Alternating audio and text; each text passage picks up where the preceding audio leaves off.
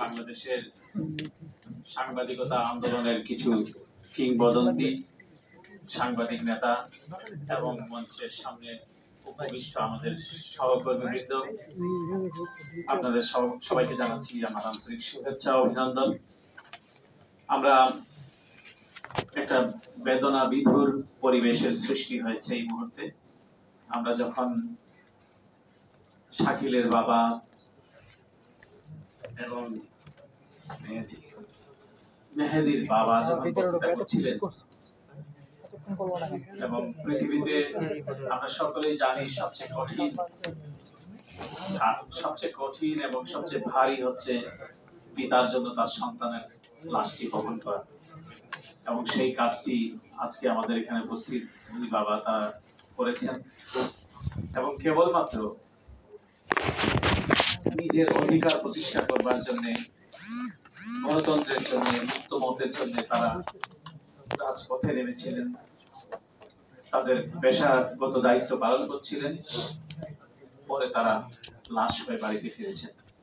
এটি যে কি কষ্টের, যার গেছে সে বোঝে যে সে কি হারিয়েছে। আজকের এই অনুষ্ঠান বা আমাদের এই উপহার, উপঢৌকন, আমাদের শোকগাথা, কন্ডোলেন্স, এগুলি তাদের কাছে তুচ্ছ মাত্র, এগুলি তাদের কিছু যায় আসে না। কারণ তারা যে বুকের মানিককে হারিয়েছে, সেটির সঙ্গে এই কথাগুলি, এই সাহায্য সহযোগিতা, তাদের কোনো বিন্দুমাত্র এটির সঙ্গে কোনো সামঞ্জস্য করা যাবে না। তারপরেও আমি ধন্যবাদ জানাতে চাই যুক্তরাষ্ট্র ভিত্তিক যে চ্যারিটি অর্গানাইজেশন লাভ শেয়ার বিডি, আমরা যখন এখানে আসবো ভাবছিলাম, তখন তারা বললেন, বিশেষ করে জাহিদ খান, নওশাদ এবং আরো 2-3 জন তারা আছেন, এই যে একটা কথা আছে, চ্যারিটি বিগানস এট হোম। আসলে এই চ্যারিটি তাদের ঘরেই তৈরি হচ্ছে। তারা খুব বেশি মানুষের কাছ থেকে এখানে এটার সঙ্গে সম্পৃক্ত না, তারা কয়েকজন মানুষ এটার সঙ্গে সম্পৃক্ত। তারাও যথেষ্ট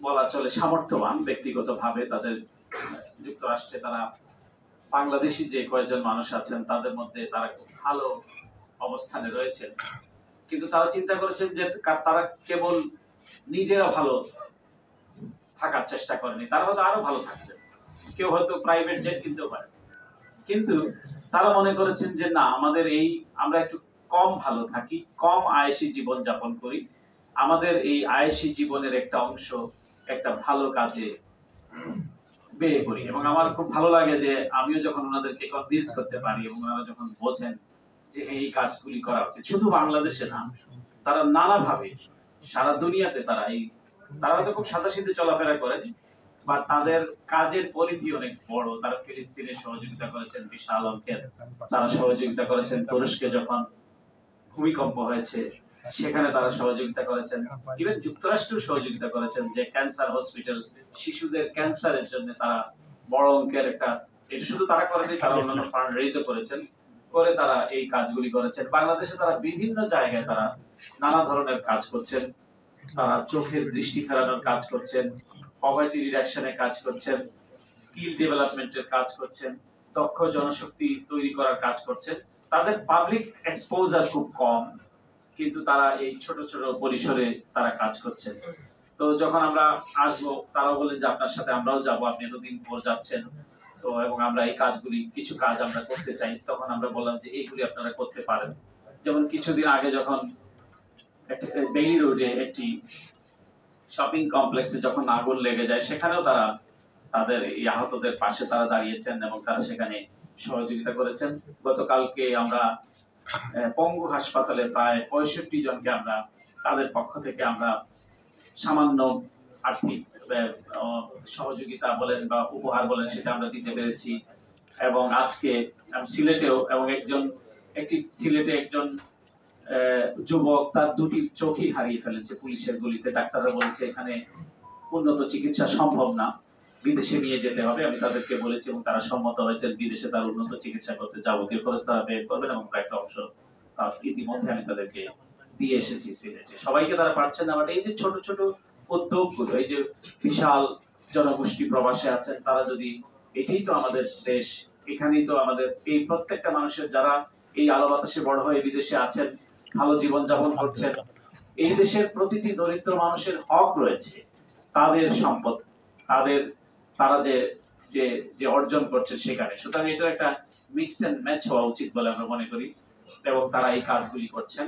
তো আমরা 65 জনকে গতকাল পঙ্গু হাসপাতালে আমরা ঘুরে ঘুরে প্রতিটি বেডে আমরা গিয়েছি এবং তাদের আর্তনাদ শুনেছি। আমরা হয়তো এখানে বসে সুন্দর সুন্দর কথা বলছি, কেউ হয়তো সরকার পরিচালনার ক্ষেত্রে নানা অ্যাডভাইস করছি, কেউ হয়তো কোনো কোনো জায়গায় যাওয়ার জন্য একটা সুপ্ত বাসনা লালন করছি, কেউ কেউ হয়তো কোনো জায়গায় গিয়ে আমরা খুব প্রটোকল নিয়ে খুব ভালোভাবে থাকছি, নানা ধরনের বয়ান দিচ্ছি।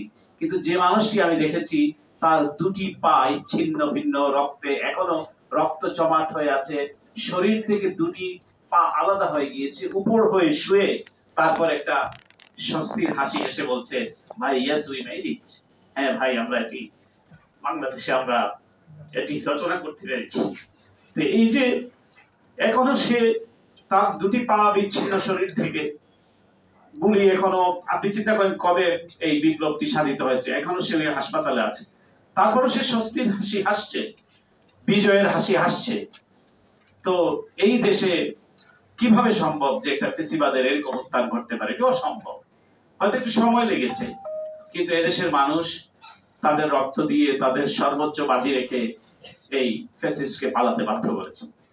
যারা সরকারে আছেন, আমি বিভিন্ন পর্যায়ে প্রধান উপদেষ্টা থেকে শুরু করে আমার সৌভাগ্য সকলের সাথে আমার ইন্টারাকশনের সুযোগ হয়েছে, আমি বলেছি, এবং ওনারাও কিন্তু, আপনাদেরও সৌভাগ্য যে বাংলাদেশের একজন নোবেল লরিয়েটকে আপনারা সরকার প্রধান হিসেবে এই দেশে পেয়েছেন, প্রফেসর মোহাম্মদ ইউনূস, যার নামের সঙ্গে সঙ্গে তার নামের সাথে আমরাও আলোকিত হই। আমরা যখন বাইরে বিভিন্ন জায়গায় যাই তখন তাকে যখন আমরা বলি যে প্রফেসর ইউনূস বাংলাদেশের সরকারের দায়িত্ব নিয়েছেন, তো সবাই অন্য বিদেশি বন্ধুরাও তারা স্বস্তি প্রকাশ করেন। তো এটা একটা স্বস্তির জায়গা যে তাকে সরকার প্রধানের দায়িত্ব তিনি নিয়েছেন, এবং এই বাংলাদেশের যে একটা পরিবর্তনের সূচনা হয়েছে। কিন্তু এই পরিবর্তনের মধ্যে কিছু কিছু খাপছাড় আপনারা অনেকেই বলেছেন, আমি এই এক সপ্তাহ থেকে আমার যেটা বুঝলো যে অনেক ছন্দ পতন আছে। যেরকম মানুষের আকাঙ্ক্ষা, যদিও মানুষের আকাঙ্ক্ষা অনেক বিস্তর, একটা হাই অ্যাম্বিশন বলতে যা বোঝায়, পাহাড় সমতুল্য মানুষ আকাঙ্ক্ষা করে ধারণ করে আছে।